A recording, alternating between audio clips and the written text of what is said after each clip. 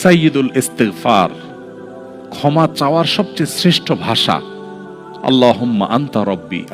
কত মধুময়, কত অর্থবহ, কত ঈমান জাগানিয়া, কত আপনার ঈমানি স্বাদ জাগ্রত করার মতো একটা দোয়া। আল্লাহুম্মা আনতা রব্বি, আল্লাহ আপনি আমার রব, আপনি আমার পালনকর্তা। আল্লাহুম্মা আনতা রব্বি লা ইলাহা ইল্লা আনতা, আপনি ছাড়া সত্যিকারের কোনো মাবুদ নেই।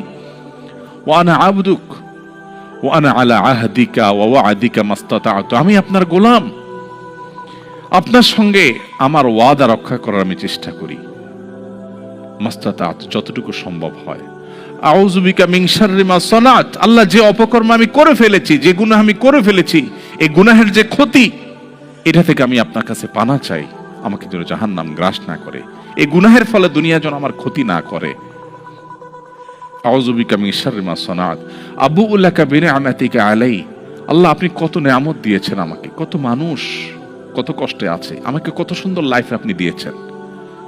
ওয়া আবুউ লাকা বিযামবি, এত ভালো লাইফ দেওয়ার পরও আমি আপনার নাফরমানি করেছি, সেটাও আমি স্বীকার করি।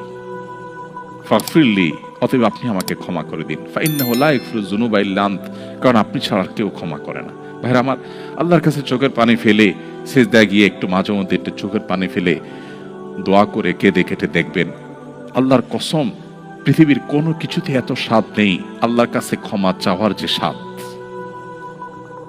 কারো কাছে ক্ষমা চাইলে ভালো লাগে না, আল্লাহর অলৌকিকত্ব যে তার কাছে ক্ষমা চাইলেও আপনার অন্তর দেখবেন, একটু চোখের পানি ফেলে যদি 2 মিনিট দোয়া করার সুযোগ পান, যখন উমরা যান, রমজানে যখন দোয়ার সুযোগ হয়, অথবা সারা বছর যেটা হওয়া উচিত, এই দোয়ার পর যে ফিলিংসটা হয় সেটা খুবই তৃপ্তিদায়ক। একটু চোখের পানি ফেলার পর, একটু দোয়া করার পর অসম্ভব ভালো লাগা কাজ করে, যেটা পৃথিবীতে অন্য কোথাও হয় না। কারোর ভয়ে কাঁদলে আপনার ভালো লাগবে না, বাট আল্লাহর ভয়ে কাঁদার পর আপনার ভালো লাগা কাজ করবে।